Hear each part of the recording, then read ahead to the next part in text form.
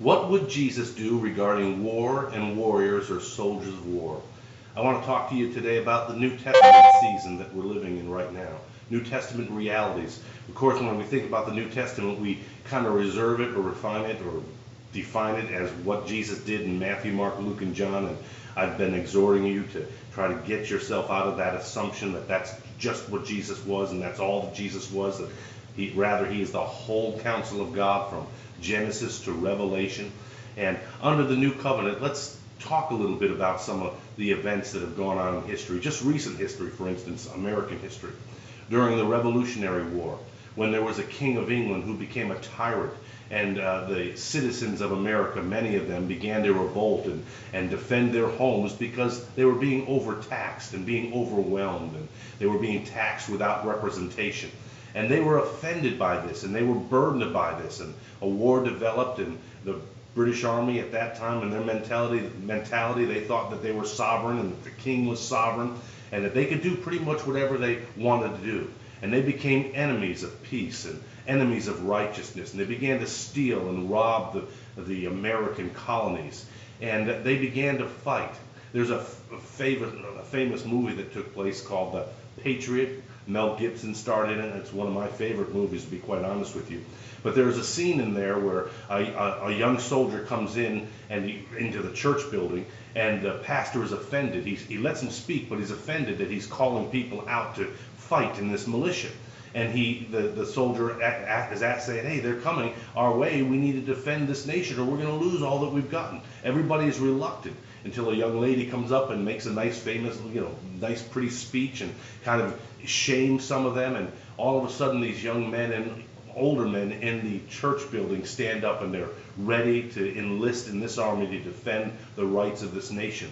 And suddenly the scene goes to outside of the church, and there outside of the church is the pastor who was offended that they were calling and trying to enlist people because he wasn't preaching about war. He was just preaching the things about Jesus and God and the New Testament.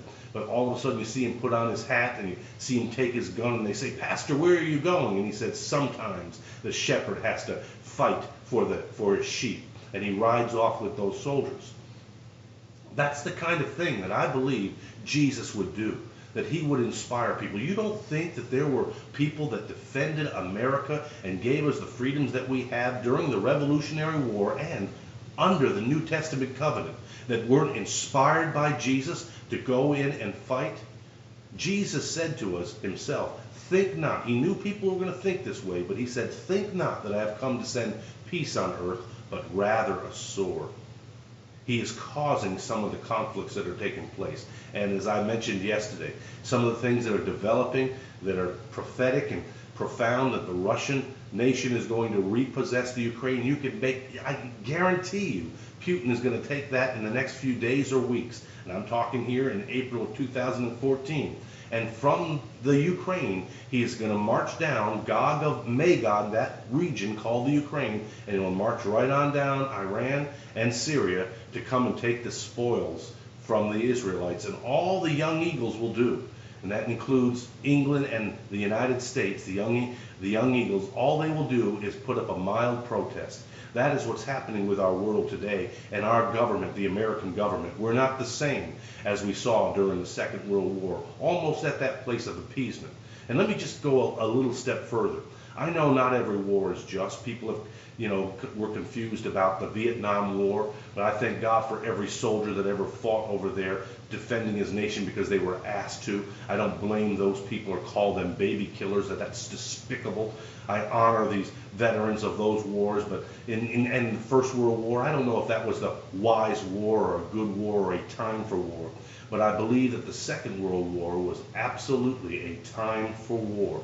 My dad was forced into it. He didn't want to go to combat, and he saw much combat. He was there on D-Day, landing on Omaha Beach. I've got film footage of him on the beach of Omaha at the most critical moment in the history of his life. But he was there for a good cause, because if good people do nothing when evil is sprouting out, then evil will spread. We stopped and stayed that plague, America and the Allies, and it was a just war, my friends, but it was a hard war, and an even harder war because we delayed in stopping evil. we delayed in letting those evil spirits in the Japanese army and at the time, I don't want to really say it's the Italians, but under Mussolini and of course under Hitler, the Nazi doctrine. So these are New Testament examples of just wars, and don't tell me that there weren't men that were inspired by Jesus to engage in combat and do some great and mighty things. You have a great day. God bless.